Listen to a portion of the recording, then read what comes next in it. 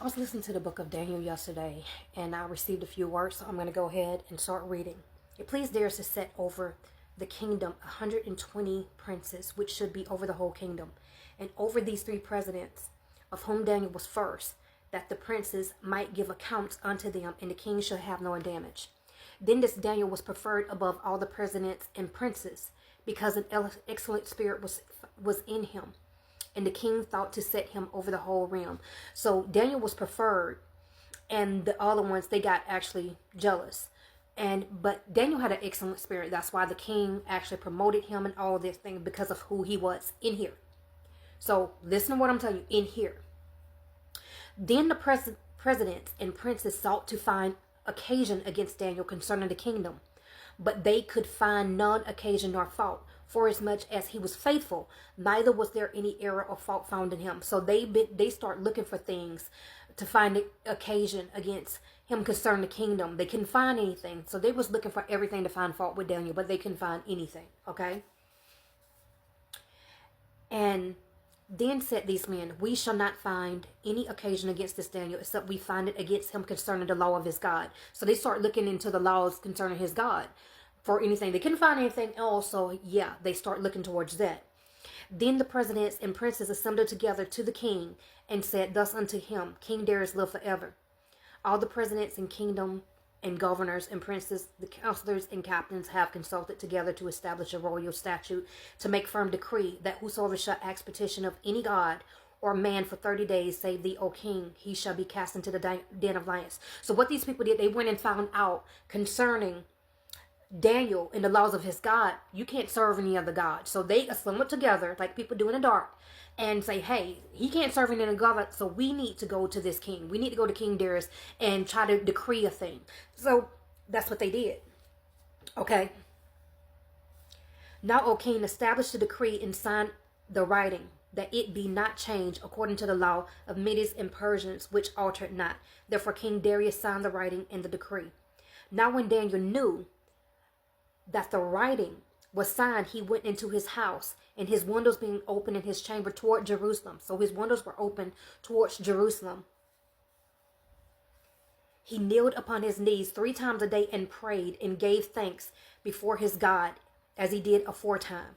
Then these men assembled and found Daniel praying and making supplication before his God.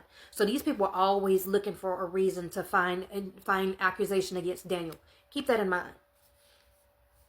Then they came near and spoke before the king concerning the king's decree. Hast thou not signed a decree that every man that shall ask a petition of any god or man within 30 days, save thee, O king, shall be cast into the den of lions? The king answered, said, this thing is true, according to the law of Medes and Persians, which altered not. Then answered they and said before the king that Daniel, which is of the children of the captivity of Judah, regarded not thee, O king, nor the decree that thou hast signed, but maketh this petition 3 times a day. Then the king, when he heard these words, was sore displeased with himself, and set his heart on Daniel to deliver him. And he labored till the going down of the sun to deliver him. Then these men assembled unto the king and said unto the king, know, O king, that the law of Medes and Persian is that no decree or statute which the king established may be changed.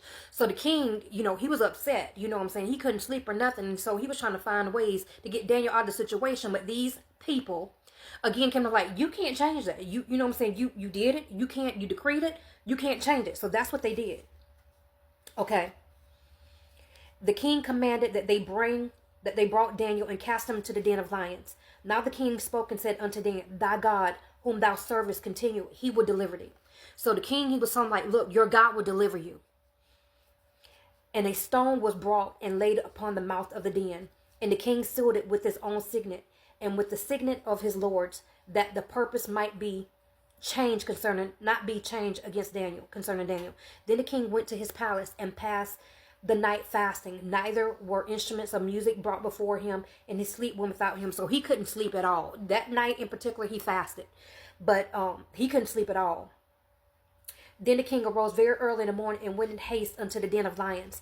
And when he came to the den, he cried with a lamented voice unto Daniel, and the king spoke and said to Daniel, O Daniel, servant of the living God, is thy God, whom thou servest, continue, able to deliver thee from the lions? Then said Daniel unto the king, O king, live forever.